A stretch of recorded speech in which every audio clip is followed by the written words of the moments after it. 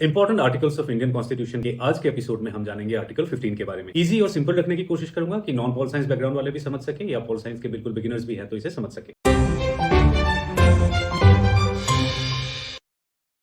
Article 15 जो है constitution के पार्ट 3 के अंदर दिया गया हुआ है, जिसे हम ये समझते हैं कि ये भी एक फंडामेंटल राइट है।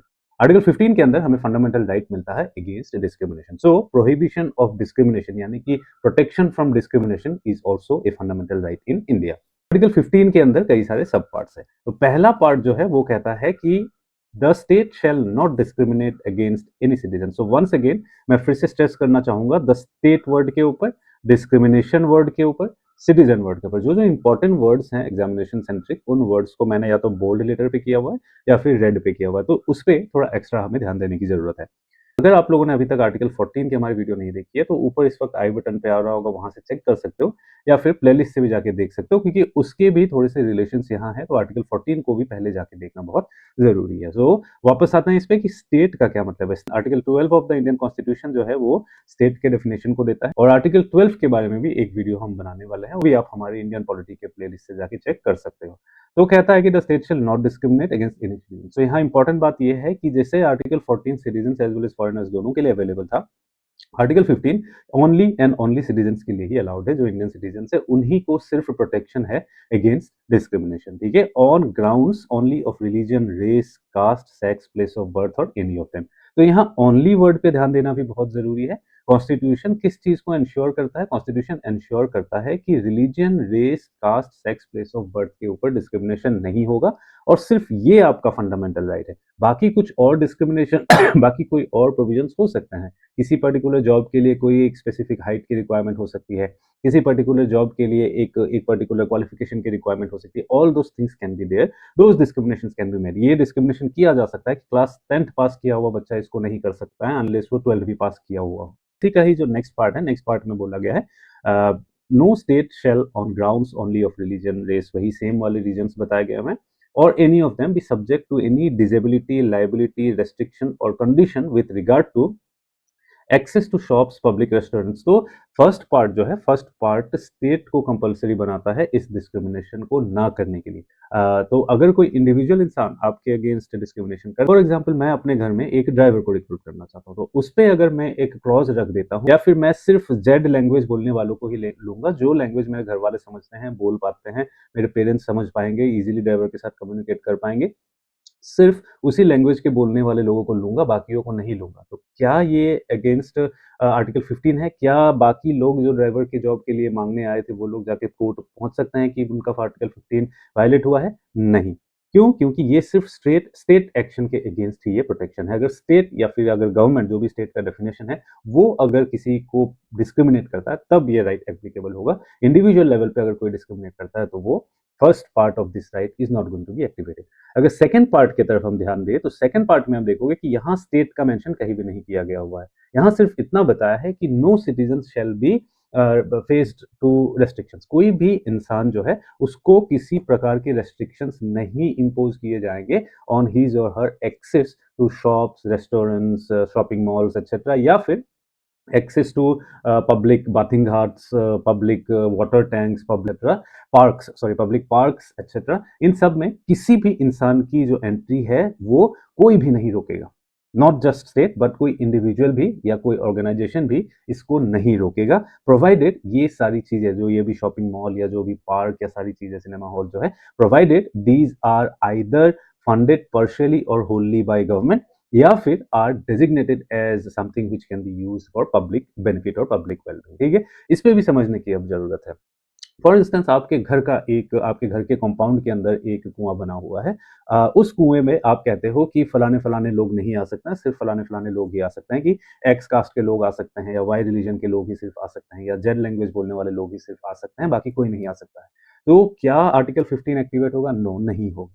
ह्यूमैनिटेरियन ग्राउंड है, ह्यूमैनिटेरियन इश्यूज है, दैट्स अ डिफरेंट थिंग। कोई कोर्ट जा सकता है, इस चीजों पे बहस हो सकती है कि ह्यूमैनिटेरियन ग्राउंड पे मुझे प्यास लगी है, why am I not allowed to give access, वो हो सकता है। बट अगर कोई पब्लिक फंडेड चीज है या कोई ऐसी चीज है जिसको कॉमन पब्लिक के यूज के लिए रखा गया है, जैसे कि कोई पार्क हो गया, जैसे कि कोई पब्लिक एक एक ओपन सोसाइटी, एक एक गांव का कोई मंदिर हो गया, which is open for everyone, उस मंदिर के अंदर अगर रेस्ट्रिक्ट किया जाता है एनी पर्टिकुलर कास्ट या रिलीजन या एनीथिंग व्हाटएवर रेस्ट्रिक्शंस जो भी ये 4-5 ग्राउंड्स मेंशन किए गए हुए हैं, उन ग्राउंड्स के ऊपर अगर कोई रेस्ट्रिक्शन डालता है, तब आर्टिकल 15 एक्टिवेट हो जाता है और वो इंसान जाके कह सकता है कि मेरा आर्टिकल 15 वायलेट हुआ है। ठीक है? सो एक बार फिर बताता हूँ, जो फर्स्ट पार्ट ऑफ आर्टिकल 15 है वो सिर्फ स्टेट एक्शन के अगेंस्ट हमें प्रोटेक्ट करता है। अगर स्टेट डिस्क्रिमिनेशन करता है हमारे अगेंस्ट, तो हम भी एलिजिबल हैं आर्टिकल 15 के वायलेशन के अगेंस्ट हम कोर्ट जाके आर्टिकल 15 का वायलेशन का केस कर सकते हैं।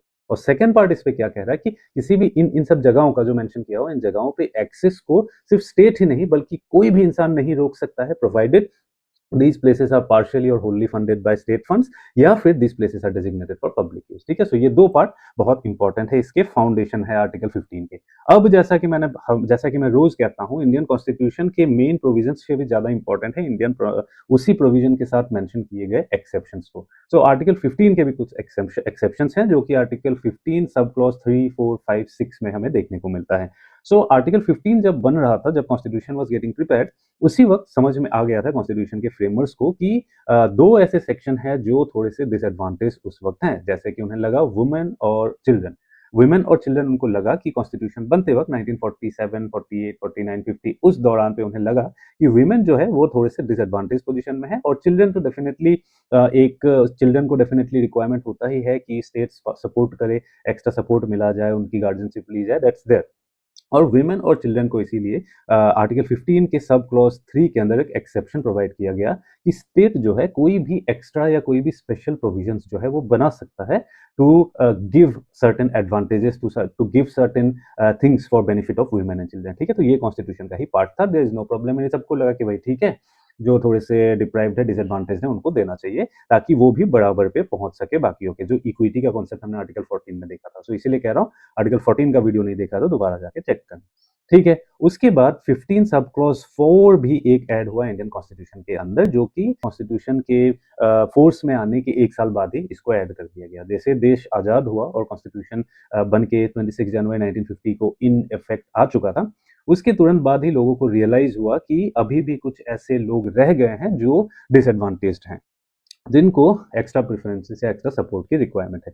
सो इमीडिएटली 1951 में फर्स्ट कॉन्स्टिट्यूशनल अमेंडमेंट के अंदर ही एक नया क्लॉज जो है आर्टिकल 15 में ऐड किया गया। उस पर बोला गया कि जो socially and educationally backward classes of citizens हैं, या फिर जो शेड्यूल्ड कास्ट या शेड्यूल्ड ट्राइब्स क्लास के लोग हैं, उनको जो है स्पेशल प्रोविजंस देने के लिए गवर्नमेंट को पावर होना चाहिए। इसको फिर ये नहीं होना चाहिए कि ये आर्टिकल 15 वायलेशन है, इसीलिए बोला गया कि आर्टिकल 15(4) के अंदर इनके लिए स्पेशल प्रोविजंस बनाने का जो पावर है वो भी ऐड कर दिया गया। ठीक है? फर्स्ट अमेंडमेंट 1951 के बाद। अब समझने की बात है कि 1951 तक आते आते क्लियर कट कोई definition of other backward classes का या अदर बैकवर्ड कास्ट का नहीं आया था। वो आगे चल के मंडल कमीशन का जो रिपोर्ट आएगा और जब 1990 में वीपी सिंह उसे इंप्लीमेंट करेंगे, तब वो आता है। That's a different thing. So what I am trying to say here is कि 1951 में ये प्रोविजन तो दे दिया गया, बट कुछ खास इसके बारे में, इसके डायरेक्शन में स्टेप्स नहीं लिए जा सके। ठीक है? सो ये है 15(4).